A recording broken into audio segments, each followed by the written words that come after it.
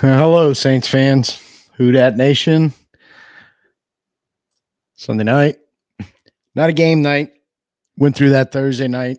Um, and just kind of continuing with that theme and a lot of talk that's been going around Saints fans since then. Kind of what's the trending direction of this team? I mean, the simple short answer is it's not upward, not right now, not anytime soon, for damn sure. But also last week, um, do need to talk about, and I think it just kind of starts off with the philosophy of, I'm sure we all know the comment from Mickey. Yeah, got to look beyond the results, despite the fact that you're in a result based league. But okay, we'll look beyond the results. And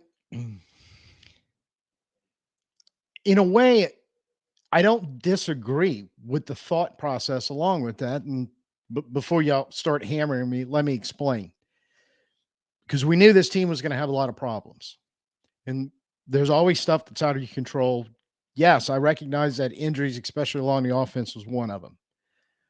But there are things that you can control. Something that DA has been repeating since OTAs. Focus on the things you can control. And doing this slide, typically some form of that, or you have to trust in the process and rely on your techniques to answer all the stuff that is in this team's control that they're not controlling, that they're failing to control, that's controlling them, leading to worse play on the field. And a lot of it is on the defensive side, but not all of it. So I get if you were controlling all that stuff, and we'll kind of run through that in a second, and you were losing or you were in this skid, basically because, man, we're decimated on injuries on one side the ball. But you could always put the caveat, but this team keeps fighting. We're in every game. We have a chance to win. And when some of these guys get healthy, we can turn this around. There's no logical way you can say that right now. The mistakes we're making that we make every game, and they're getting worse every game. Talk about trending. They are all trending in the wrong direction. So even if you had everybody healthy and you were still making these mistakes, how are you going to win football games? So yeah, if all that stuff was going well, and it was the 3 games in 10 days, the injuries, all that stuff you can't control was making the difference, and you're still 2-5, yeah, we could have a whole different conversation. That would be a conversation I would enjoy having. And there would still be Saints fans out there, "Oh, we suck." Well, no, let's look at some of the stuff that we're doing well that we can hang our hat on. Right now, there ain't a damn thing. Nothing. And we're staring down our 4th season in a row missing the playoffs. Got 10 games left to have a realistic shot.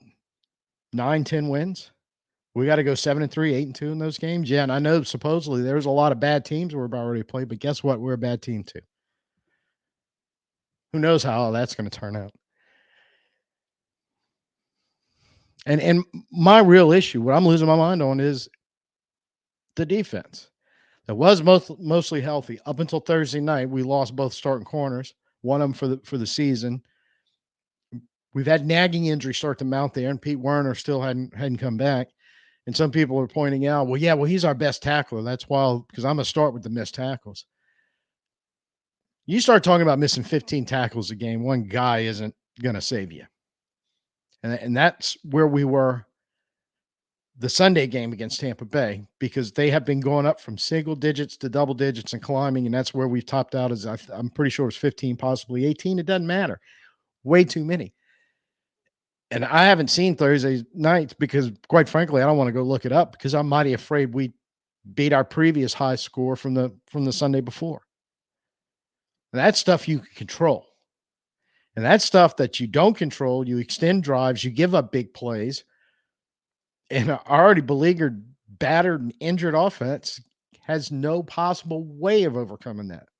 The only way you stay in these games is you have to do the opposite of that, play at your absolute level best, take some of the pressure off of them. And I've seeing the comments and people talking about, well, it's the defense falling apart because of crappy offense. It's not the way the NFL works. It's not the way it's supposed to work. I mean, if it does, if you really believe that, then why play the game? Oh man, our offense is too injured. We can't move the ball. It's just take the forfeit and go home. No, your defense has got to step up and handle it, especially when your head coach is supposed to be an elite defensive coordinator, and this defense is supposed to be one of the tops in the league. And I had this written down and had to dig it out the garbage can when I was going over our our defense against Denver's offense before that Thursday night game. And I knew our defense had been declining, but I was shocked to see the total team defensive numbers. And tell them to you again. Total yards going into that game, 32nd in the league, dead last, almost 400 a game. Passing, 262, 29th. We did a little better there because I don't think Bo Nix topped 170. And a lot of that had to do with he was struggling to throw the ball downfield despite the fact of having some wide open wide receivers. And thank God he did. Otherwise, that beating would have been worse. Yeah, one of our better stats, we were 20th against the rush at a 133.7 yards per game. Oh, yeah, they ran for over 200. Yeah, that's going the wrong way. Scoring 24.5, 23rd in the league. Yeah, that's about where we'll be because the defense technically gave up 26. Red zone, 38.1%, second in the league. Hey, there's a number to hang your hat on. Yeah, problem is, though, when you're giving up almost 400 yards a game, you're letting them go up and down the length of the field 4 times a game. Yeah, you better be good in the red zone. Otherwise, you're going to really get blown out of games. And third downs, 40.3%, 20th in the league. Can't get off third downs. And I don't know where we finished third downs Thursday night. Doesn't really matter. Because you're looking at these numbers, you're going, they're barely a top 20 defense. And it's worse now after that game against, I might add, a pretty mediocre offense. An offense that, while I got the numbers going into that game, they were 23rd in rush in the league, only averaging 107.3. Pretty much doubled that on our, so good, very good defense. That's all stuff you can control. You can control bad tackling. You can control bad angles to runners. You can control bad run fits and letting them get through the line of scrimmage to begin with. And this is all stuff that we've been struggling with all year. None of it's gotten better. And then when you finally start or play some good defense, inevitably you have stupid penalties that extend drives for the other team. It's happened, all 5 games during this streak. Same couple of people always seem to be the culprit, but it doesn't matter. That's stuff you can control. Eliminating penalties, coaching and players both. That's something you can control. You should be able to control. You're supposed to be accountable for that stuff. That's one of our key buzzwords we've been hearing since OTAs. Accountable, holding people accountable. We're going to be accountable. Not seen a lot of it. And look, some of that stuff bleeds over into the offense, and it is hard to bang on them because of the injuries and everything that's happened. But 3, possibly 4 games in a row. Can't quite remember Atlanta, but I'm pretty sure it happened in Atlanta too. But I do know early in games when you were still kind of in it, or in the case of Tampa Bay, you'd kind of climb back in it. You make a play on a key third down to convert and keep a drive going and a chance, go get points, get this thing. If hold on to a lead or take the lead or, whatever you're going to do in some stupid offensive penalty, an illegal formation because somebody's not on the line of scrimmage, an illegal motion because 2 guys were moving as part of our eye candy offense and they didn't get set for 1 second before the ball was snapped, stuff like that. That's definitely all stuff you can control. That's kind of stuff looking beyond the results. Had you fixed all that, look, I'm not saying we still wouldn't be 2-5, but we wouldn't be, at least I could honestly say I wouldn't be 2-5 and pissed off.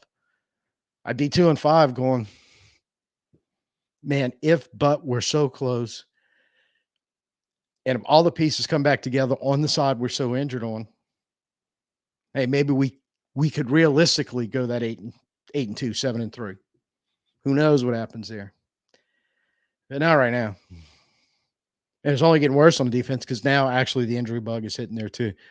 So any chance you had while waiting for the offensive players to get back that you think you're getting back to turn that side of the ball around, well, while the other side wasn't doing their job when they're healthy, what makes us think they're going to be able to do it when they're losing players now too?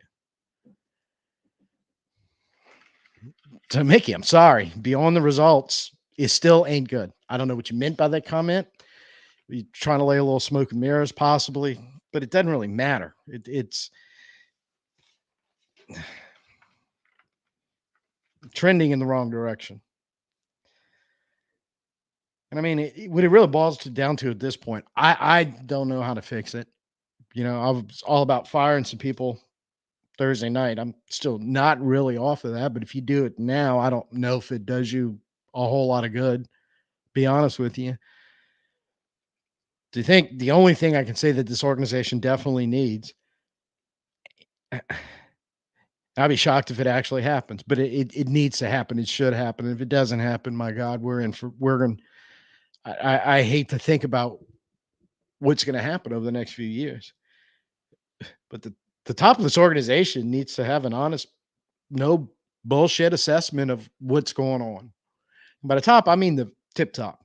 I mean Miss Gale, Dennis Louch, and whoever else, if there's anyone in the decision making process above Mickey Loomis. Because look, you got to start asking some hard questions. And the first one is no matter how much loyalty you have or how much you like somebody or how much you think somebody's like they're your son, whatever. Can we start off with, are they doing their job? Are they doing it well? I mean, you got to ask yourself, do we have the wrong players? Do we have the wrong coaches? Do we have the wrong personnel in the front office? I kind of feel like the answer to all three of those in some way, shape, or form is yeah, you do. So focusing, on just firing a coach, just fired a GM. I think you still got so many problems elsewhere that it just keep. They've been there for a while. They've been pretty good at covering them up, but sooner or later, you can't cover up anymore. You just can't keep patching the drywall holes and expect the wall to hold up. Yeah, it's leading to the whole organization trending downward. I mean, when you look at the front office, asking simple questions. How good are they acquiring talent via the draft or free agency lately? Rhetorical questions. Just fill in the answers as you need. Um, I don't think anybody's highly impressed with the effort in the last few years, but have we gotten some good players? Oh yeah. Have we had some tragic busts? Oh yeah. We had some guys that, for whatever reason, good football players, but maybe not what we were trying to do, or we thought we could have them switch positions and isn't working out. Did we have a plan to do it? Or are we just going to bequeath them a starting spot and say go? There's still a world where we live in. We've done that too the last 3 years to the left tackle. Are we good at paying the talent that's productive and keeping them in the building? Or are we letting good talent, in some cases really good talent, I'm staring at you, Trey Hendrickson, walk out the door because we can't or won't pay them? And the guys that stick around are just non-productive, but they're drawing huge chunks of money that you could have given to somebody like Hendrickson. I mean, we've been lamenting for years. Now we need a pass rusher. We need a pass rusher. Damn it, you have one in the building. You let him walk out. So if it's not the front office, it's the coaching. And we've kind of hit some of the high points of that already, haven't we? But I mean, it's up to coaches, players you get, whether you want them or not. That's who you get. Because I sometimes get the feeling,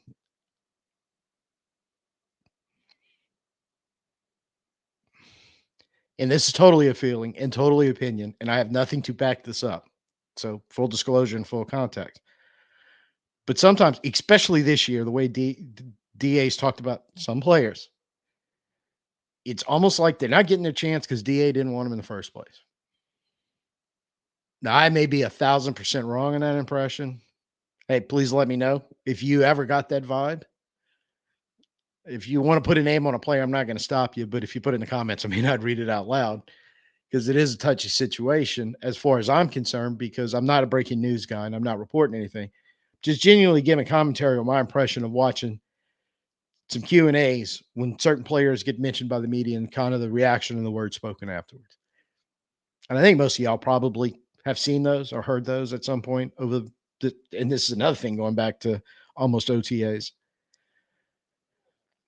Are they playing fundamentally sound football? They're right now. I say no. And look, just because you're not a quote unquote talented NFL player like some of the backups that we're putting out there who are struggling and getting beat, that doesn't mean you can't be a fundamentally sound football player. It means you can't wrap up and tackle somebody. It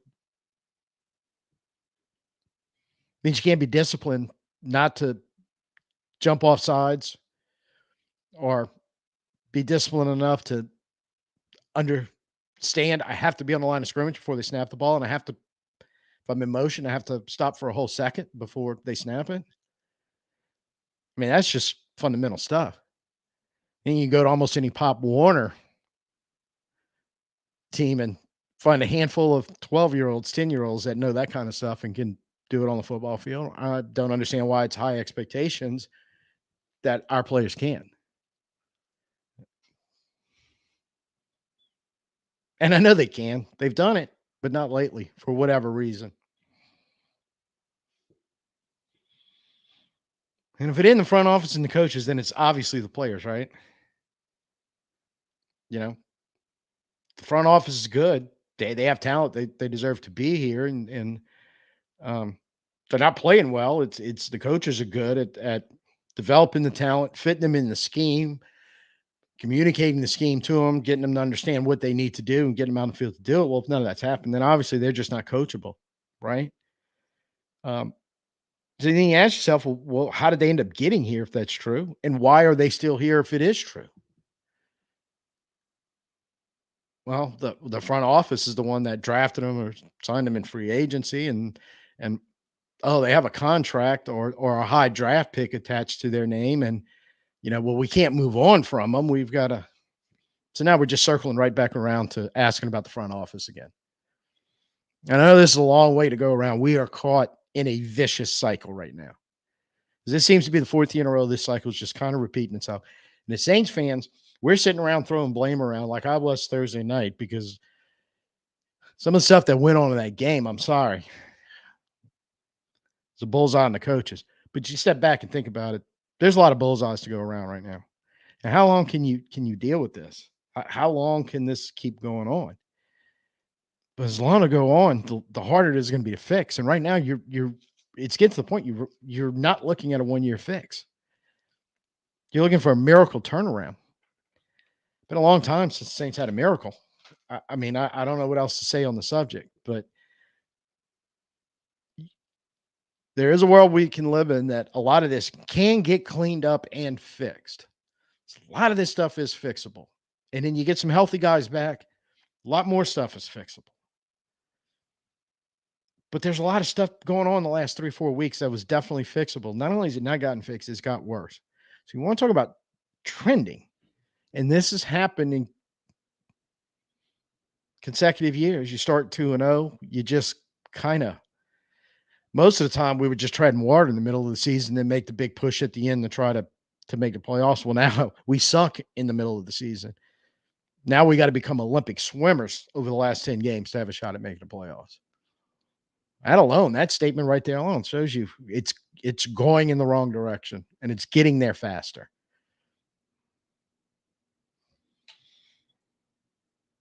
If ownership and tippy top management don't care enough to really dig in here and start making some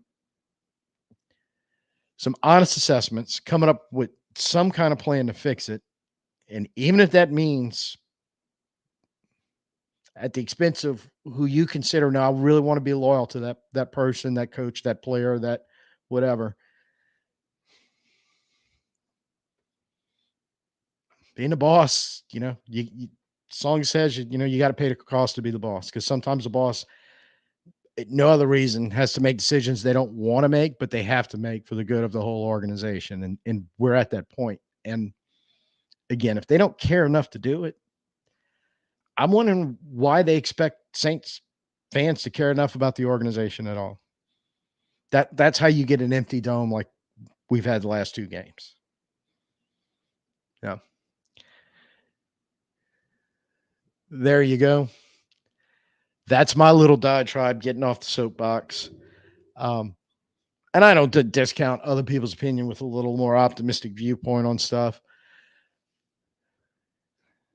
I just can't see it. I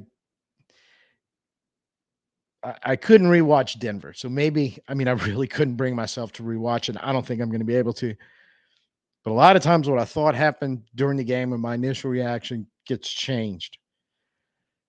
But the last couple of games, what changes is after I've watched them prior to Denver, I should say, is like, well, my initial reaction wasn't harsh enough after I went, oh my god. So I know the comments stacking up. Sorry, I'm going to catch up to them.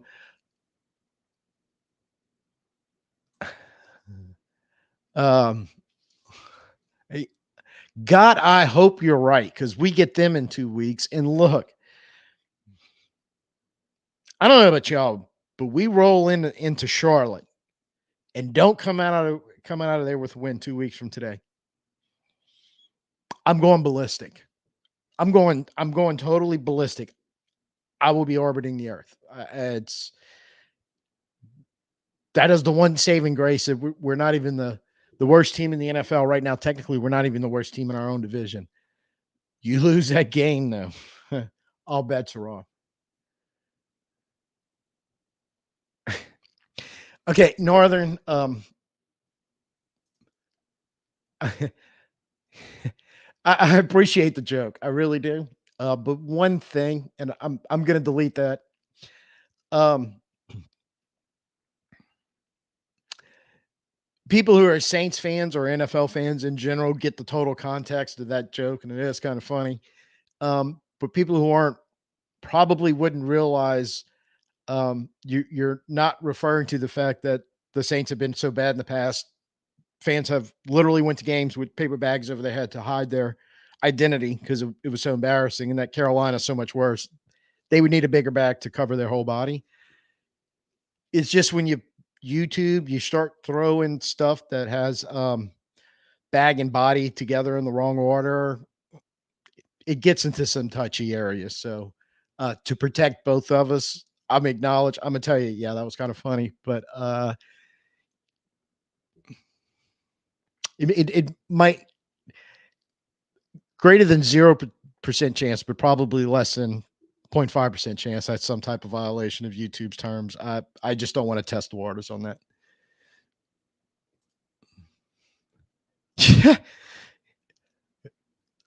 There's a long list of candidates right now. If you're looking at 1-5 and 1-6 and 2-5 teams, depending on who's had buys yet and whatever. But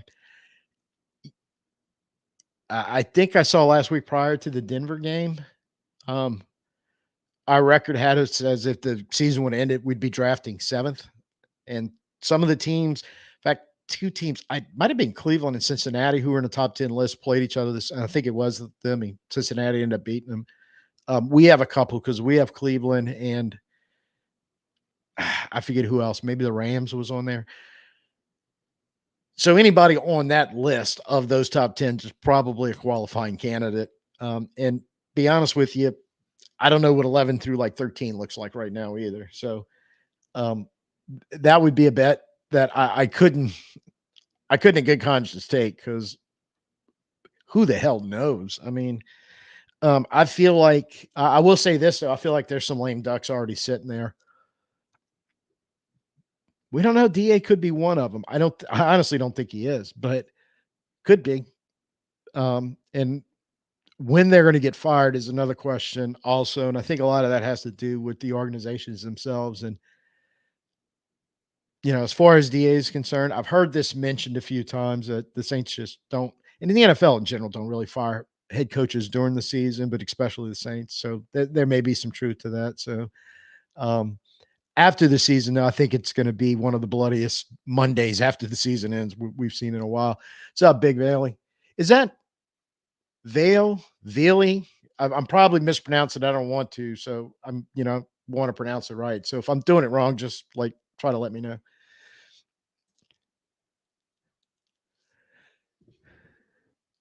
Yeah, among other things.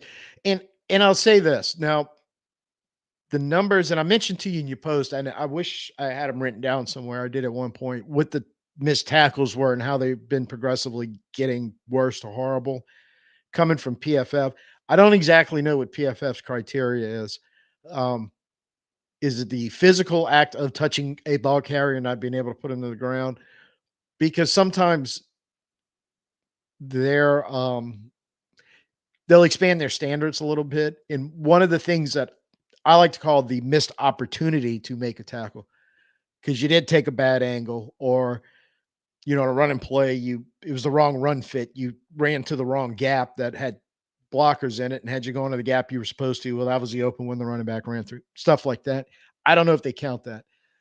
I kinda hope they do because then that would explain some of those big numbers, but if they don't, that number's actually bigger, and yeah, we've got some guys that and even then, I don't know if they're going for the ball, if they're just such poor tacklers, they kinda wind up high near the ball and realize they can't make the tackle, and they start trying to rip it out. Either way, it's bad, and either way, they're both contributing factors to the tackle problem. I think you might be right, and I forgot to mention this, I'm glad you thank you for saying this, that looking beyond the results thing by DA almost sounds like setting the groundwork that, hey, at the very least, he's sticking around for 17 games this year, and then maybe we'll make a decision after that. But in the back of my mind, I agree with you. What he's really setting the groundwork for is like a year from now, we'll probably still be having this discussion. If nothing changes from the front office down, we will be having this exact discussion week 7 next year. Yeah. I just read the first sentence of that, and I agree 100%. And we used to be so good at it. And what the hell happened? This is the one I don't understand. I understand occasionally missing and very occasionally having bad drafts because even good drafting teams just have that year for whatever reasons. Most of the time, it's kind of crazy variables. Um, Injuries or free agencies or something that's like possibly totally decimated a position for them and they have to pass on better talent trying to fill the void. I get all that stuff. That kind of stuff will happen. But especially high end draft picks, we miss badly. We always used to be really good at filling the back end of our roster, and we kind of did it this year. And I think there's some hope for some of those players, those day three picks we got. Um, but we were always good about some of those, just making rosters, being solid contributors. I like to say a lot of good teams, and we were a good team, and that's why we could get a really deep roster like we had in the Super Bowl run years, and then right at the end of the 20 teens, both cases. And some of it is also undrafted free agents. We're well, in theory, other NFL teams go, that guy is likely never to get a second contract with us. We're going to let him walk in free agency because we're going to draft or find an undrafted guy to replace him and basically do the same thing. Helps keep our money down. If we have to get rid of the guy, it's not as expensive. There's not as much guaranteed big salary on it, any of that. So we haven't paid a huge signing bonus to bring him in. It makes your roster manageable. We kind of got away from that, mostly because we haven't drafted well. And then the outside of the was every now and then you wind up with, oh, I don't know, like drafting a Marcus Colston in the 7th round and he makes your team Hall of Fame and he keeps getting contracts, but you don't mind so much because he damn sure deserves to keep getting contracts over the length of his career. So sorry, that was just the first sentence. Let me um talent leadership, good luck with injuries, competent depth. Yeah, you need all that. But Um, Individually, talent, obviously. If you want to compete at a high level, because like I said earlier, you may not be able to compete at a high level, but you can still compete if you take less talented players, but you actually take the time to A, develop them, and B, make sure they're fundamentally sound and don't do stupid stuff. But we're about ready to segue into another Saints are stupid episode here if we keep talking like this. Yeah, luck. Luck is luck. But again, you can sometimes overcome bad luck with some of the other stuff we're talking about being a little better at and definitely better than we've been. Um, so yeah, I can't really disagree with much of that at all. Just going, yeah, that's pretty much how it is for the really good teams, how it was when we were one of those really good teams and how it currently isn't for us.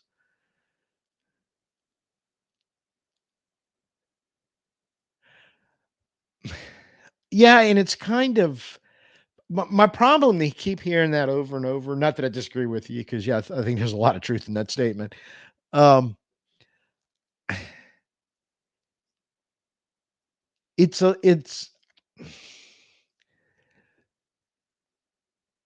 always it always makes me feel like when and not just DA, when any coach uses that verbiage over and over again, it almost makes me feel like we can't fix it because we don't know how.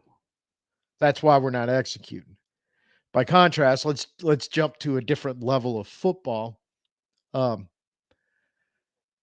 LSU's coach Brian Kelly earlier in the year kind of went on one of his press conferences, a little diatribe about the team's just not executing. He kind of got angry, and I think that was the when he pounded the desk a few times. Really, the last time he ever mentioned it, because apparently, by virtue of the way they've been playing lately, finally got through to his players about, hey, we need to get this executed better, or we need to make changes here. If you guys can't do this, let's find some, whatever form that took. But to keep here, DA keep saying it over and over again. That's why I'm getting the impression going, we don't know how to fix it.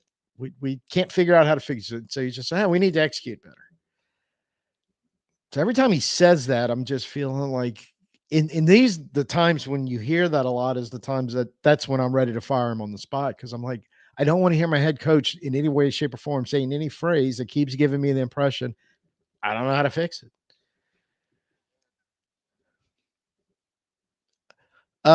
See above with the front office, which is basically we don't want to pay him to bring him back, or we don't have faith in them, or we don't recognize that they're a pretty good football player. Should probably stick around longer, especially if we could get him a little cheaper than some of the money we've thrown at other guys to bring in to play offensive line that hasn't worked out. So um, it seems like sometimes the front office just gets caught up in talent, looking over there and going, the grass is greener over there. We need those type of guys over here, not looking down and going, well, wait, we have some of these type of guys here if we, develop them and believe in them and coach them up some.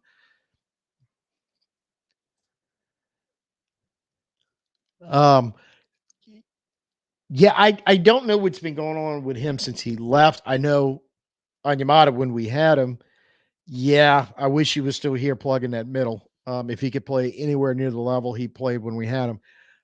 My inkling is he's probably still pretty good in Atlanta, but I don't know that for a fact. So I can't fully commit. I mean, I'm not even sure what his age is, now, and could be one of those losing a step or losing snaps type guy. But um, I'm trying to think when we played him. Did he play? I wasn't even sure because I know they had some guys around. I don't think he was one of them. I don't really remember him. So, um, but I'll say this: if we could get anywhere near an Onyemata top player in the middle of that defense, now that would solve some problems, especially in the running game, because he was known for kind of stabilizing the middle of that line and could shut down the run and could also bring some pressure. So Valley, okay, whew. That look, I'm gonna tell you right now, that's rare for me because I am the guy that unless it's like 2 letters, I will hopelessly mispronounce it until somebody tells me. Yeah, you're mispronouncing it. So appreciate that. Kind of pat on the back to myself to finally getting one right, I guess. Um, so you know, yeah, it's just kind of to wrap this up. I think whatever you decide to do, even if you're going to bring all everybody back and pretend like um, no, everything's still going, it's still going the way we planned it and we wanted to, which I mean that's such a hard sell at this point to anybody. But even if you're going to accept that, if you're Miss Gale and Laucha and those people, at the very least, uh, put it on a spreadsheet and hand it to them, the boxes they have to check next year, that if this, and this doesn't happen, we're making changes. Um, I feel like you shouldn't have to do that because results do matter. It's a result based business. Sports. It's really the only things that matter is wins and losses. Now I know like the analytics guys and all will tell you different. And ultimately, it's about the wins and losses. Now, how you get those wins and losses, yes, a lot of that stuff does matter tremendously. And I'll ask this question because I honestly don't know the answer. And if y'all do, please let me know. Do we even have an analytics department anywhere in our front office? Do we listen to them? Are they competent? Are they giving us the right information to make valuable decisions on? I don't have a clue. Because when it comes to stuff like that, to be perfectly honest with you, I view it equally with, you know, film study, scouting, everything. They're all tools to make your football team better if they're used correctly. And they should all be used correctly to make your football team better. And getting back to Northern's question about talent and why we don't keep some guys and all, I'm really wondering, do we use any of those tools? And if we do, it can't be correctly because we continuously make bad roster decisions or bad football decisions or whatever you want to call it. So um, I know we have scouting. I know Jeff Ireland's in charge of that, and it used to be good. It's not nearly as crack as it used to be for the rest of that stuff. I mean, I'm assuming it's there, and that's one thing too. You need to look into. Do you have the right people in there? And not just in football, but every sport out there, every team has some version of all that. And we found over the years that some of them were listening to guys that were very good at their jobs in those departments and screwing their team up in the process. These are all the questions Ms. Gale and Dennis Laucha, that is DL, not DA,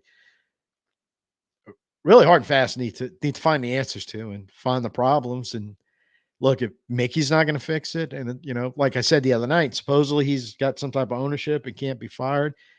Yeah, pretty sure it's not 51%, which means he can certainly be stripped of all titles and authority and given to somebody else who can come in and do the job.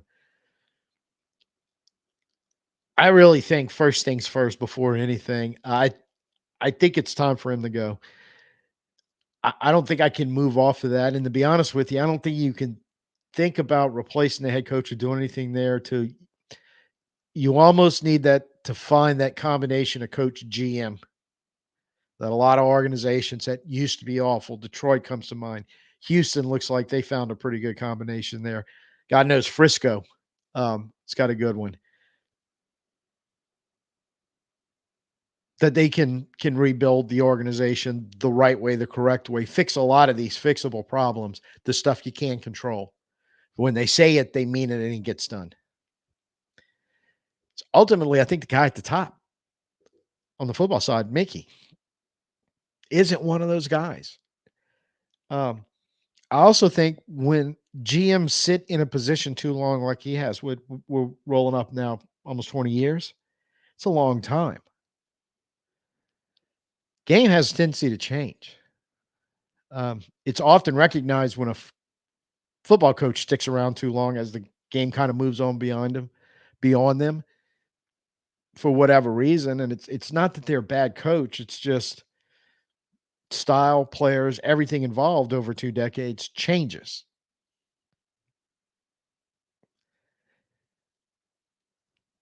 Well, that holds true for your front office and the decisions you're making up there. And reliving the glory days ain't going to help you. And I think a little bit too much of that goes on. We kind of, I thought we were heading the right direction trying to modernize the offense, but as this year is playing out, and really and truly, if you want to talk about the last 3 weeks, I can't be horrendously unhappy with anything going on the offensive side to acknowledge the fact that they are just decimated by injuries and bad luck and some circumstances and some things going horribly wrong. But for the most part,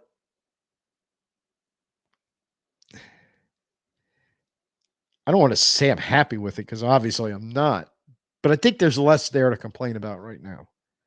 Um, and to a certain degree, there's less stuff there you can fix when we're talking about fixing this, you know, concentrating on the stuff you could fix and fix it. It still needs to be done on that side of the ball. Honestly, I think it's just less. I think part of it is too many injuries. You are down to the level where even fundamental talent can only get you so far. Um, Starting the two young quarterbacks, whatever which one you decide to go with, and how you're going to scheme it can only get you so far right now. Um, you can only go so far with two rookie receivers as your top ones. I mean, I read today we're bringing in tomorrow we're bringing in MVS, Marcus Valdez Scanling. Um, it could be better than anything we have on the roster. The practice squad, arguably, not exactly. I don't think going to be a savior type receiver, but he is a veteran guy, knocked around the league. And every now and then, those guys like him come into a new situation, and for whatever reason, it works out at least in the short term where they show up and do some good things. So hopefully that'll happen because even that just some type of ability to start making some big plays in some kind of way may be the spark you need to kind of turn things around and get it moving in the other direction. I don't know. But in the short term, I don't know if this point much can help other than two major things is stuff you can't control, the injuries and all. Hopefully it turns around and gets better. But more importantly, the things you can't control, you got to fix because if you don't, doesn't matter who you get back. It won't help you. Yeah. Um, and see, this is the flip side of that. So if you're going to gamble on MVS finally being the guy everybody thought he was going to be over the course of his career, never really realized, and it happened. Like I said, that's one of the last ones, and I know there's been a few since then that comes to mind is Devontae Parker, who at the end of his career after just kind of not being real good, I think Miami drafted him or whatever, and you know, popping here or there. I think New England had him for a year and a couple of good seasons, but then he just kind of faded back to what he was doing when before those. So I mean, it's possible, but yeah, I mean, it's you're not adding you're not adding an all pro by any stretch. And this is the downside of that though, is if that's just making a move to make a move, then it's totally pointless. Um, so maybe they think he in some kind of way he can help. I mean, you kind of had almost the same version of the guy in Equinemius St. Brown sitting on your practice squad. You finally brought him up, and I think he only played special teams Thursday night. So I don't know.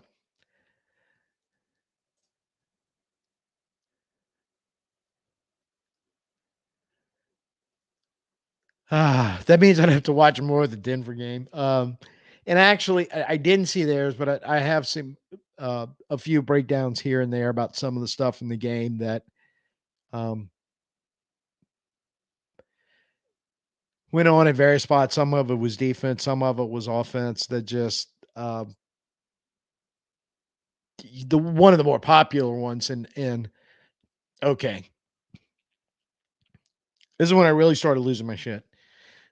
You're struggling to advance the ball forward because all credit, Denver's got a really good defense, fundamentally sound. And kind of, if you want to prove my point about fundamentally sound and talent, they have a lot of talent on the defense. Don't get me wrong, but you probably can look at Sertan, maybe Jonathan Cooper, and this year at least, not in his previous years, Zach Allen being maybe the only three. Well, Sertan definitely in the conversation for one of the better guys at his position at cornerback. Cooper, there's an argument, one of the better, not the best or one of the best, but one of the better edge rushers in football. And Zach Allen's been playing out of his mind on the interior, So outside of that, there's a lot of names out there and a lot of good, solid football players. But Vance Joseph has them uh, and fundamentally sound. They didn't miss tackles. They didn't miss a chance to sack somebody. They didn't miss a chance to recover a fumble or, you know, they weren't dropping interceptions. I don't, none of that. Like our defense has been doing. So yeah, they're gonna by virtue of the fact of I don't want to say they're perfect. Remember the Titans strive to be perfect. You're never going to be perfect, but that doesn't mean you shouldn't quit trying. That's kind of the impression that we used to have that we've kind of lost. But you look at that defense; that's what they brought. So, um, sorry for that tangent, but I had to mention it. But what you were kind of effectively moving the ball. You were trying to get your run established very early in the game, and then you ran the stupid reverse to Alvin. Why I have no idea. To lose 7. I think it was Alvin's second or third touch of the game where he had actually had a couple carries before that were decent, and that you know that killed everything, killed momentum. It's almost like we weren't the same team after that play call. But that's one I've seen break down. So when it happened, I was upset. And then I watched some of the film breakdown on it, going, "Yeah, it's if you catch some of those, it's even worse than." Again, this is one of those. I thought my initial reaction covered it, but then watching somebody else break down film on it on YouTube going, "Oh my god, what were we doing on that play?" I'm quite certain there was a lot of those on defense, and I know there's uh, let's go with another popular one. I don't need to break this one down, and I don't know if anybody else has either, but the third one pitch to Jamal Williams. He gained the yard and did get the first down, but initially there was nobody over there, and it looked like he was running quicksand trying to get out there to get across the first down marker. And before he even got there, I'm thinking, God, I wish this was Alvin or Kendre Miller. Yeah. There was a lot of failures and breakdowns. I call it live, but I know if anybody who's breaking it down, they're probably really nitpicking some horrible stuff in there.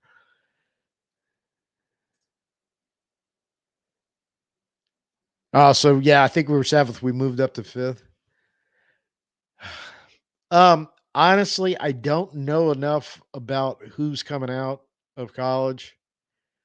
Um, and I know enough about how many holes we would need to fill. I almost feel like your answer is whoever the fifth best football player, regardless of what position he plays, almost um, is who you need. Because going back to the talent thing and to get first round picks to hit, you got to get the super talented, can't miss first round picks, get them on the field, and then almost built around them. Now, I will say this about Fuaga: was feeling pretty good about his progression until that Denver game. Now they picked on him an awful lot, and Vance Joseph again is a good defense coordinator, and he schemed up some things that just made him, whew, um, not look good. I hope he recovers and get because prior to that game, he could look good at times, and other times he looked like a rookie starting at left tackle in his first season. Honestly, so it was kind of going either way. The reason why I'm bringing that up now, because if the fifth overall pick, there's a monster good left tackle there that is going to be, you know, the Trent Williams of the 2025 draft. Do that, move Fuaga to the right side, or to the interior because there's a lot of thought out there that go, look, even if Flogga doesn't work out a tackle, he's going to be a damn good guard in the NFL. It's starting to get kind of outside my wheelhouse when you get too deep in talking about offensive linemen. But look, however that works out. So defensive lineman, normally I would say edge rusher. Edge rusher, we've been crying for him. I don't think Chase Young's going to be back. Um, but you never know. And I don't mean this in a bad way, but I don't necessarily know if you want him back because reputation alone for edge rushers, he's gonna be expensive. So, um, but in good interior defensive lineman, somebody to pair with Brzee because I was really hoping Brzee would be able to make some strides in his run defense, and once again, really nobody in that interior defensive line is looking real good on run defense. So if there's like a Jalen Carter sitting there, well, I'd love to have a defensive interior of Jalen Carter type guy, and then let Brzee do his athletic Brzee type stuff. So, um, quarterback, yeah, you got a shot at a Jaden Daniels who did get hurt today, by the way. Hope it's not serious. Um, potentially Caleb Williams, Drake May. I think this is the rookie class at those top three guys. They may actually have a chance where you see the top three guys all have a legitimate shot of being pretty good in the NFL. We'll find out more in the future, but yeah, one of those type guys.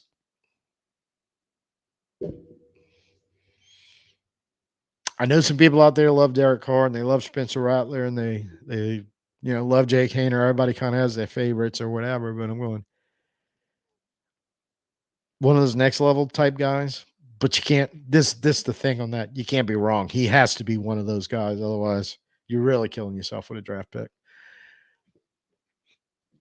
And and actually, um, also brings up a question. I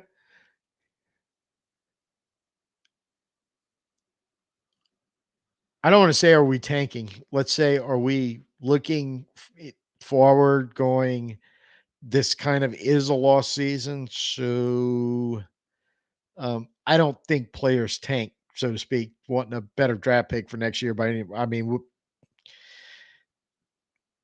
logically that doesn't make much sense. And my last point on the players, I was saving for last right before we sign off, so we're getting to that point right now. But I think it's been noticed around the league, certain teams this time of year when this stuff starts happening, they make some creative choices with their roster and their IR moves and playing time and other stuff where you go, man, why did they do that? And that actually cost them a game. Not saying it happens for sure. There's been the rumors and sometimes some of the stuff you see on the field. And sometimes I'm wondering when you're in a position the Saints are in right now, if that isn't the time when you start having those conversations around the front office. Um, I don't think coaches would be directly involved or want to do it, but like I said, there's ways you can kind of force them to do it whether they want to or not. If you're really good, you do it without them even noticing that you're doing it. But I think a lot of the NFL's kind of caught on to some of those maneuvers.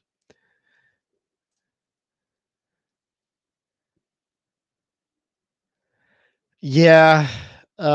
Look, and that's within the realm of possibilities because as much as I'm frustrated, aggravated, one heads to roll about, you know, getting on the soapbox again and fixing the things that you can fix, they could frickin' fix them. And if they fix them, especially on the defensive side, well, lo and behold, you're going to be a better team. So yeah, you start getting some people healthy.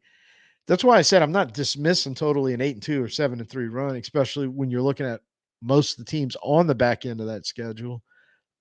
I wouldn't bet a penny on it actually happening, but if it does, if you get one of those kind of, it's been NFL seasons in the past where things have started horribly wrong for teams. Those rare, they like to throw out numbers. Well, only 13% of the team, and I'm making this number up out of the air, so don't go look it up and correct me. I don't know what the actual number is. Don't really care because it's low, but Yeah, 13% of the teams that started out 2 and 5 um, made the playoffs. That means 13% of the teams that actually was able to pull it off likely did get a little unlucky and then got lucky towards the end and got a little hot and got on a roll and managed to make it. So you can't say that it can't happen. I think it's just a very unlikelihood. And if it does happen, then yes, we'll be at 14, 15 again and just kind of wondering. And there's always good football players there. The trick is finding them. And I think really that's what it boils down to. We've not been good at that for the most part the last few years.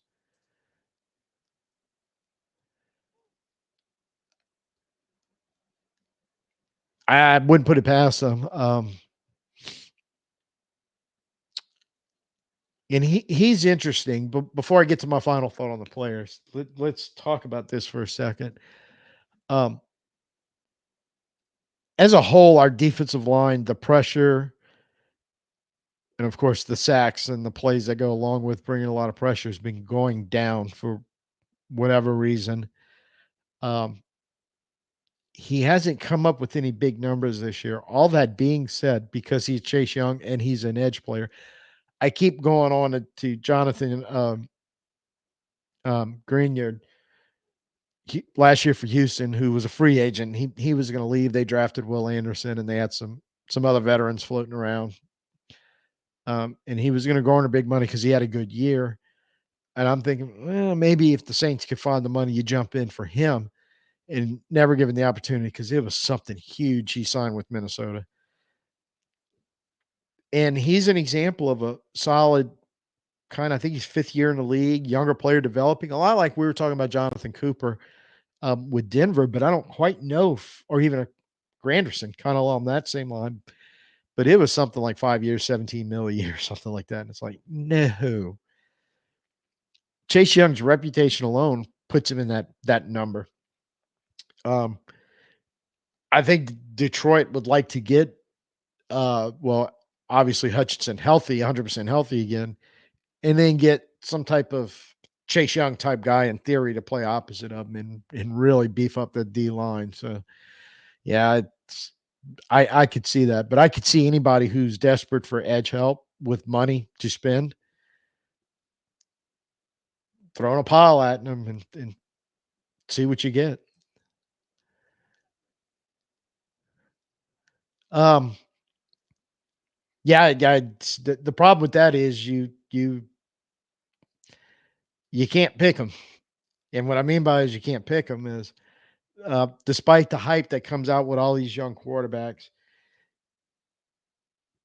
and nobody wants to talk about, well, I was the one that said Carson Wentz was going to be a franchise quarterback and you need to draft him. What was he, second overall or first? I forget what year. Or the list is huge because they'll be happy to tag them as a franchise quarterback during the draft process. And even if they have a good first year and then jump right off that bandwagon as soon as one franchise high top 5 pick quarterback once said, I'm seeing ghosts out there. Um, so I would say if you want to roll the dice along those lines, and some of those dices are safer than others. Like you can look at Jaden Daniels and go, yeah, that's going to be a pretty safe bet. You can look at Joe Burrow and go, yeah, that's going to be a pretty safe bet. Um, you look at Caleb Williams and go, probably going to be a safe bet. Um, I think he's a guy that some of the quote and not that it was bad or criminal behavior or anything, but off the field stuff that you saw at USC, kind of about his attitude and stuff, scared some teams. But for the most part, if that turns out to not be true, when you look at his talent and in his ability, and he started slow with Chicago, but has been picking up steam the last few weeks. So guys like that, you look at him and go, they they probably have a pretty good chance of succeeding over possibly failing.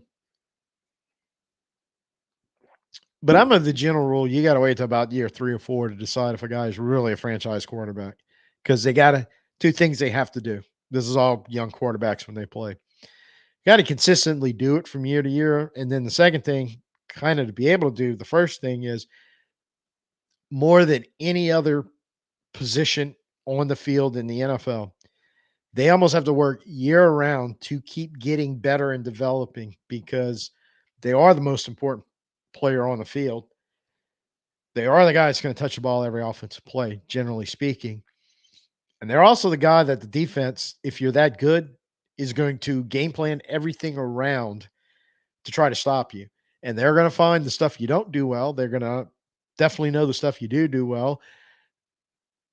Defensive and defensive coordinators around the league get paid a lot of money to stop the stuff you do well, try to force you to do the stuff you don't do well. And a lot of the failures of these quote unquote early hype franchise quarterbacks is they couldn't or wouldn't continue that development that I mean, look at the goats. Look at the Brady's and the Breezes and the Rogers and all these guys that we saw over the last 20 years or so when all this crazy passing quarterback thing started developing. They take some time off after the season ends, and it's pretty much back on it to be ready when the season rolled out. And that's, to some degree, all players need to do that. But if you're a quarterback, you have to. It's a full time job. It's all year round. And anything less than that, you're asking for problems. I think a lot of talented guys, like I said, they just couldn't or wouldn't or do that kind of thing, and ultimately, it eventually defenses figured it out and got to them.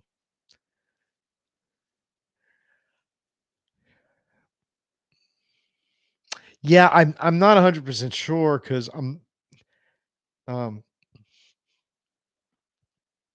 some of the I do know that like some of the kind of I don't want to say hype quarterbacks, but some of the seeming to be better quarterbacks. A lot of them are like I don't think they're draft eligible yet. You got like Nussmeier for LSU, some 4 and 5 year guys out there, but you look at them and go, are they? I don't know. And it's just uh that it's to me, I kind of know the ones who I think are really, really good or potential to be really, really good. And I think what I'm saying is I really haven't seen that guy yet. But yeah, they could be there somewhere, and I just hadn't laid eyes on them or really heard about them. When the Heisman race heats up, that's when you'll start really finding out about them.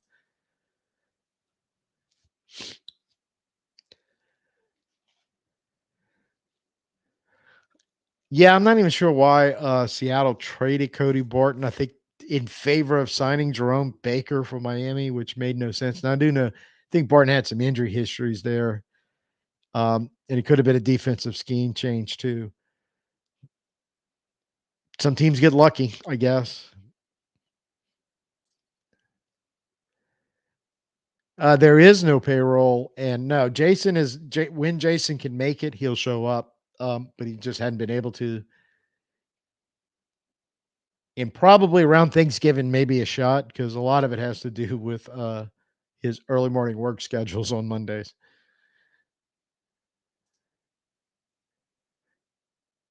No, he was a wide receiver and a center fielder type.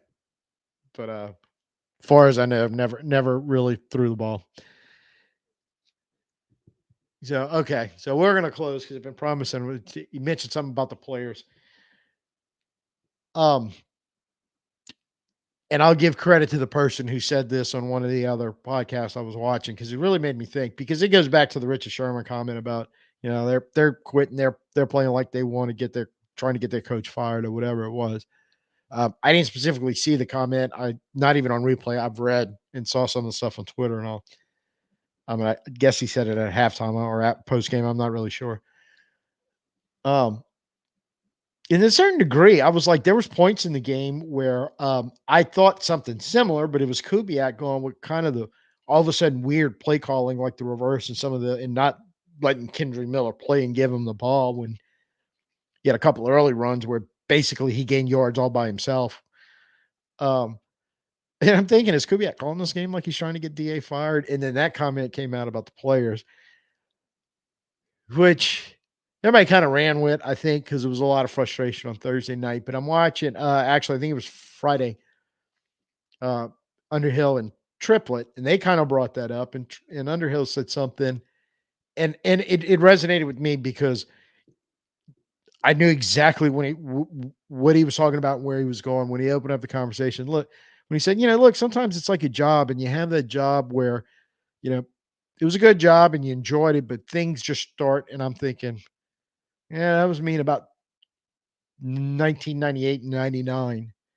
Going, and the job I had, I was, it was to the point where towards the end, I wasn't consciously dogging it or anything, but I wanted out. I was there to collect a paycheck. Most of my thought process was at that point was trying to find another job to go do because I couldn't stand this one anymore, but yet kind of had to tough it out. Eventually I moved on and got happy again and wasn't miserable the whole time because I was stuck in this job that I needed. A certain degree, I could kind of see similar things happening to an NFL team, Saints, like the players right now, like especially once this roll starts going the wrong way, like it is, and you're talking about losing 5 in a row, and you just see the handwriting on the wall. Because we as fans, I think most of it kind of expected it. I did going into the game, was hoping to be pleasantly surprised. Things just kind of started going bad early. Snowball started coming. Well, if you're playing the game and you're on the field, you damn well see it as well as we do, if not better. And just get into the where I was, almost 30 years ago, going, "Man, I don't want to be here, but if I quit, they won't pay me." I, just simply put, that I could understand. That I could see going, when you say guys checking out, and I did use that term Thursday night, and it didn't really mean like they were purposely quitting, but but in that situation, and whoever else has been there at some point, you know, whether it's job, school, whatever, just going, and then first chance you get, yeah, you know, you become in this case, in an NFL team, you become a free agent. They're approaching. We'd like to resign you. Hell to the no. I want out. I think we've seen a little bit of that over the last few years, actually. Um, and regardless if they're doing it intentionally or unintentionally, the fact that it's happening appears to be happening. Again, I ain't in the locker room. I don't have any you know, inside sources that are. This is my commentary, my opinion, 100%. But other people are talking about it, so I'm not alone in thinking that. Um, so I just brought it up because my mea culpa apologies to any of the players that if I inferred, yeah, you were purposely quitting when I don't know for sure you were, but I think there was a section of them that at least in that particular moment in time on that Thursday night, by the time the second half rolled around, they just like, we've been through this 4 weeks in a row. I can't do it anymore. I just can't take it. But yet I got to be out there trying. So, um, I'm not starting trouble, just being honest. So, and there are others that could feel that way, possibly. I mean, that's really a personal observation. And if somebody would come back and say, "No, they definitely quit," it's like I don't know if I could disagree with it.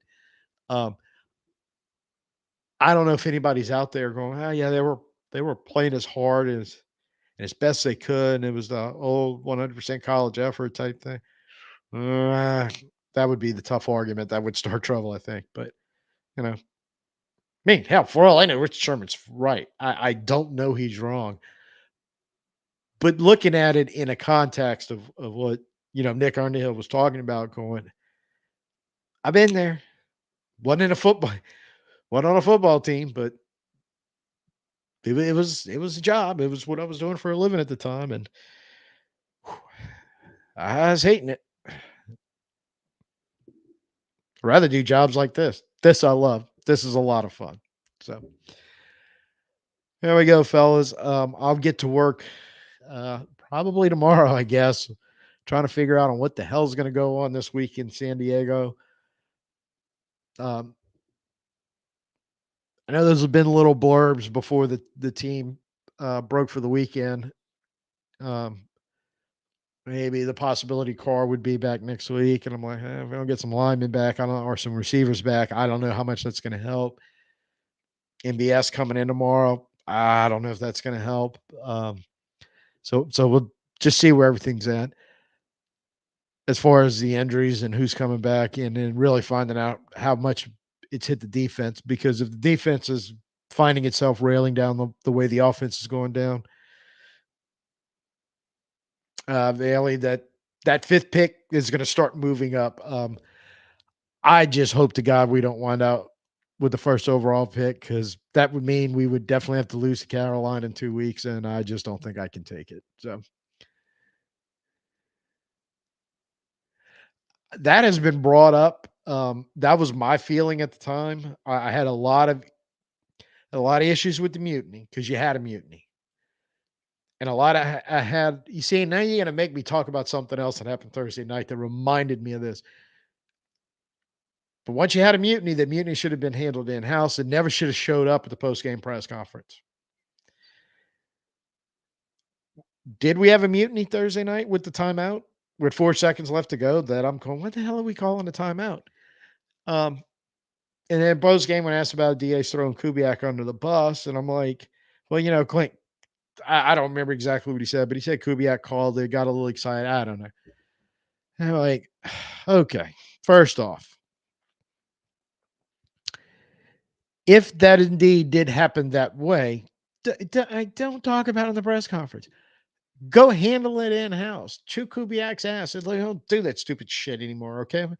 And I'm going to walk out in the press conference. I'm going to cover for you, but don't let it happen again. And you walk out in a press conference, and look, we know DA's lied to us before, sometimes pretty convincingly. So if he can just get his best lie out and just something along the lines, look, hey, at first we thought we were going to go for it. We were going to, maybe try Hail Mary or a reverse play. So we called timeout because most of these guys haven't played together more than 10 days. And that was the only thing we were really coaching was the base offense, because a lot of these guys weren't here in training camp and now they're on the field starting. So we just wanted to call a timeout and get it all together. And then during the course of the timeout, we decided, you know what, it's not worth risking it. Just kneel it. Let's get to halftime and regroup and come out in the second half. Freaking hard would that have been? But to your point, yeah, you know, um, stuff like that, it's bad enough when it happens. Players are coaches, and it's bad enough when a head coach is going to go out there and talk about it publicly. And when he does talk about it, he doesn't. And again, if you got to lie to me, just please lie to me. So something reasonable where I go, okay, well, I can see that. And again, I'm not in the locker room. I'm not in the coaches' meetings. I'm not in any of that stuff. But God, that stuff's got to sooner or later just be a festering problem. I'd like to see um now down your two starting corners, it may be a little tougher to pull off, but at this point, what the hell? What do you have to lose? But I like to see some of the fronts that defenses have been throwing against us. 4, 5, 6 man looks, you know, going all been out to stop the run. And then if they're trying to throw the ball, just take those guys, bring pressure, and then get creative with it, like some of the teams have done, and show that six, but bail two out.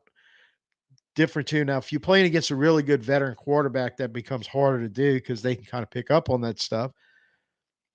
But so I mean, Herbert, may not be able to get away with that Sunday, but what the hell? Give it a shot. Because what we've been doing ain't been, I mean, what?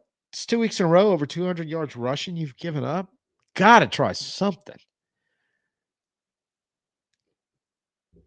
And you got a big old boy in Christian Boyd that you had inactive this week. And if you're going to go heavy fronts, 5, 6, whatever, and try some of this stuff, you know, I'm thinking he's a guy you want in there and you plugging right up over the center in the guard gap. See if he can control some of that stuff. That would go a long way to helping that. So yeah, just playing that kind of base for it's not working. And look, Northern, we're making fun about joking around about Carolina in 2 weeks. But God is my witness. If Carolina decides to hand Chuba Hubbard the ball 30 times a game, and we can't stop the run and tackle better than we have the last couple of weeks, I'm scared to think what might actually happen in that game.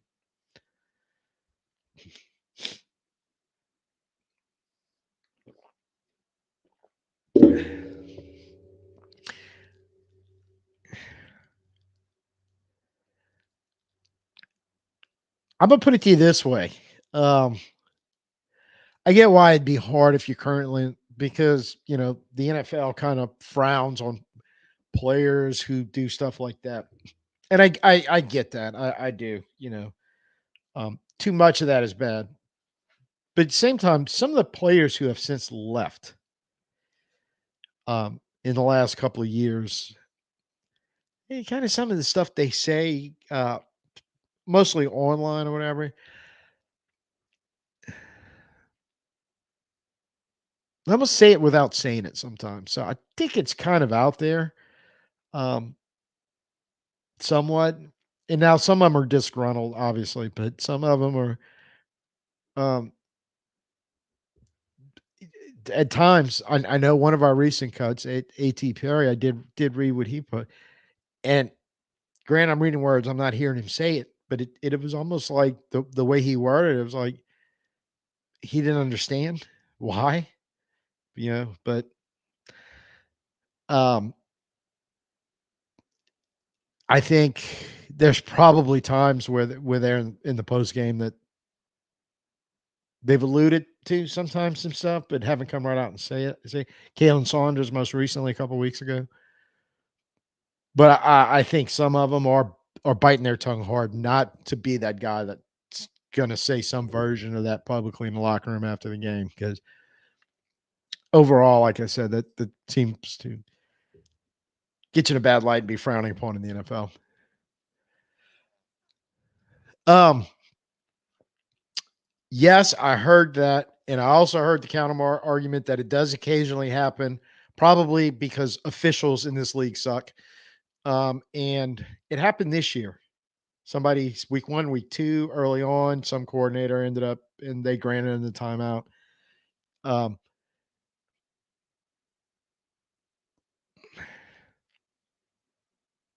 and if that was DA's big lie, then it was a bad one. You know, give me a convincing, believable lie on that. It's not hard. You have plenty to work with. Reasons why you would call it. None of them truly make sense, but you know, like I said, we're going to put the double reverse of 5 lateral Music City Miracle type play in, but we called a timeout, make sure everybody's on the same page, and we realized this mash crew of offensive linemen and skill players we had out there, there was no way we are going to be able to pull it off. So we just said, screw it, kneel it.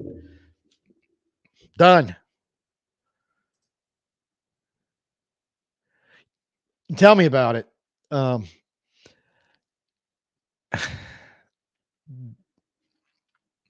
and it kind of goes back um,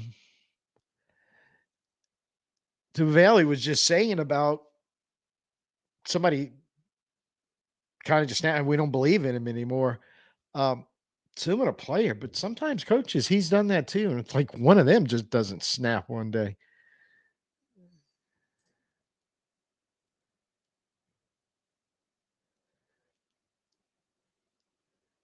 Yeah, I mean, like I said, that was a team mutiny that he you go in the locker room, you bitch him out, you scream at whatever it is that you got to do to make sure this ain't never going to happen again. And if you've got any doubt that it will happen again from certain players, you make sure they're gone,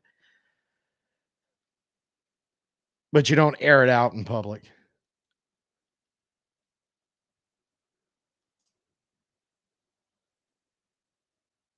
Oh yeah, yeah, I knew that. Look, there's a good chance he's going to be the store, depending on how bad Dorian Thompson is hurt.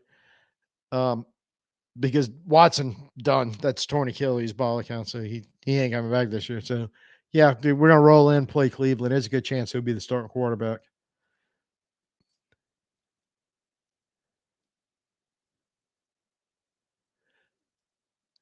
Uh,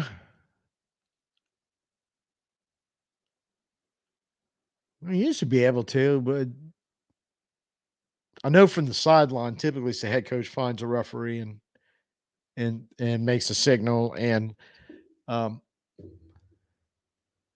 yeah, Zando, I had to look up and see who wrote it. Said there was a rule, like which I totally believe. I've heard that too during the last few days.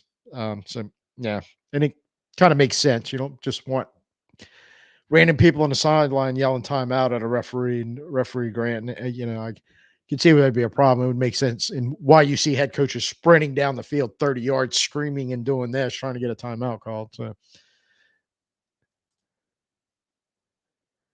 yeah, it seems that way. But no, I'm gonna have to wrap this up in 5 minutes because the water ain't keeping the throat from getting super scratchy at this point.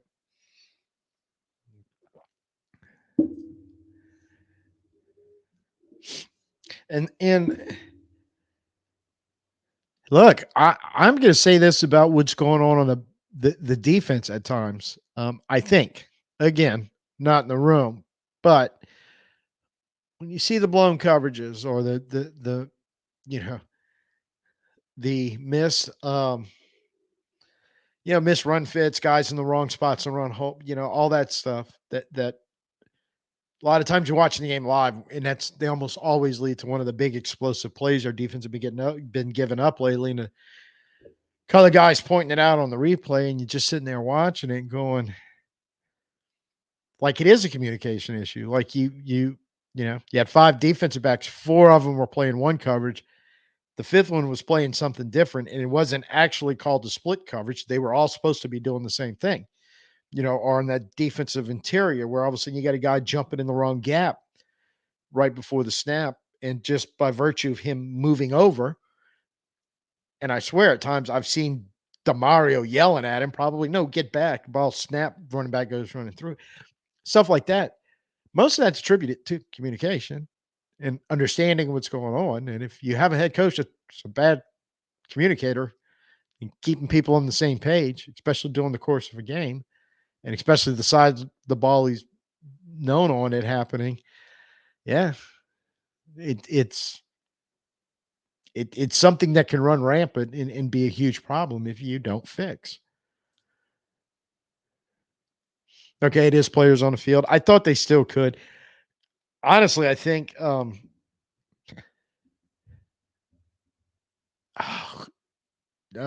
trying to think who there was a head coach who said only his quarterback or his middle linebacker used famous to say, "Hey, they call a timeout. I don't care." Kind of a similar situation, but this was years ago. But I think for the most part, most head coaches kind of reserve the right. Hey, I'm going to handle calling the three timeouts because we only get three. Um, and and the reason why I thought players could do it, but I didn't know for sure. Uh, Late second instances in the game when a team's trying to drive for a score, guy catches the ball, stays in bounds, pop up, all kind of players are signaling timeouts. I know they do it, but I don't know technically if the referee can grant it right there if he's got to wait for it to come to the sideline. But it made sense that players could do it. Again, I just don't know the rules that well to say definitively yay or nay. So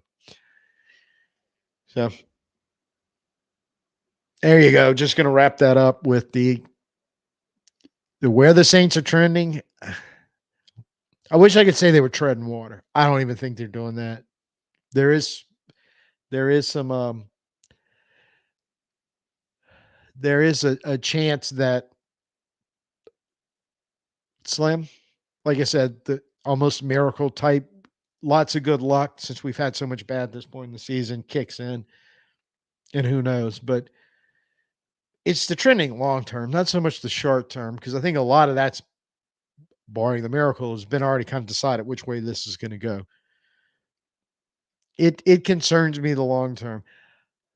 It concerns me more that if we're going to go a fourth year in a row at status quo and just keep doing the same things we've been doing, how ultimately bad this can turn out before it's all over with. So, um, it's scary territory to be sitting 2-5 and thinking about stuff like that. Um, Again, hopefully San Diego, hopefully get a few key guys back. hopefully some combination of McKinstry, Taylor, and I guess Rico Payton going to kind of pick up the slack if Lattimore can't come back because we already know we've lost to Debo. And I have a lot of faith in all those three young players that they're pretty good cornerbacks or can be. So, maybe this weariness over the 3 games in 10 days kind of wears off over this longer week of you kind of get back on track San Diego. Um, I'm hopeful. It's just hard for me to buy in and convince myself that it's actually going to happen. So, um, man, y'all keep popping this at me.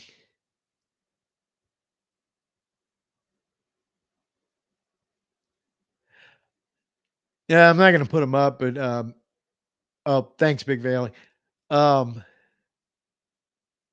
yeah, you're talking about defensive coordinators.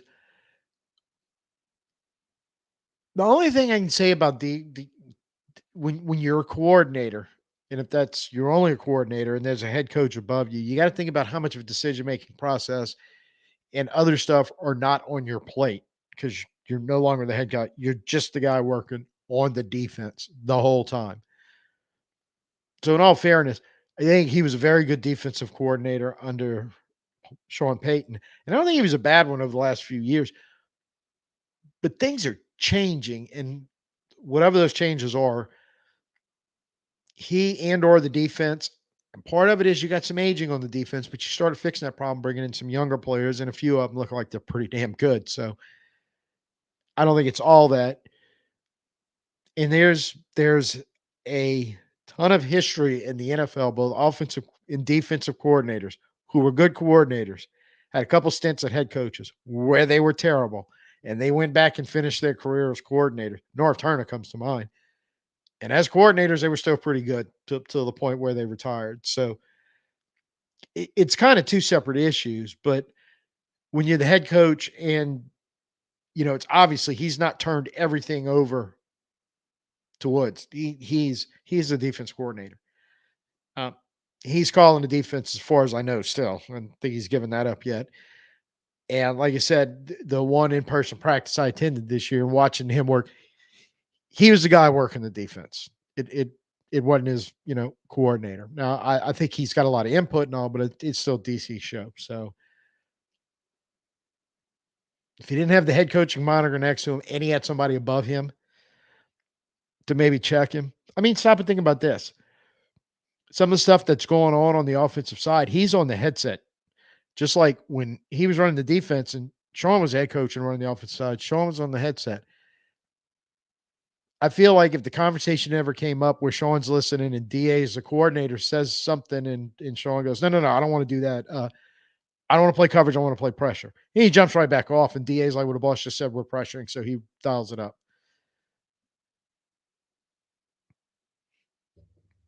So, I mean, that's kind of the duality of you're dealing with both that once you get it taken off of you, and then when the boss comes on and tells you to do something, you make it happen. And if you make it happen and it works, you're going to get the credit for it, obviously, because even though he told you to do it, you made it work. So just to kind of point out there is a slight difference right there. So it may not be a huge one, but there is a slight one. And so once again, look, before I go, thank y'all everybody for um, joining in tonight. I think a lot of this is cathartic doing this bad stretch, and I'm actually feeling better than I was about the whole thing. Definitely since Thursday night. So it's good the community gets together. We can kind of hash this out, whatever good it does to the actual success of the team. But maybe if we can all get on a positive vibe, we can get back to finding it because we need to find a win if we're going to have any chance of turning anything around. So if you're new here, please go ahead, hit the subscribe, hit the like, share, say hi to Fergus, who I don't know what he wants, but he wants me to do something other than pet him. Um, but go ahead, you know, like, share, subscribe, hit notification. Probably have some type of breakdown coming in middle of the week on upcoming game against San Diego. Hopefully, we got some good news to go on that and get a win on Sunday. So we'll be seeing you in a couple days. I'm Tim. Peace out. Who dat?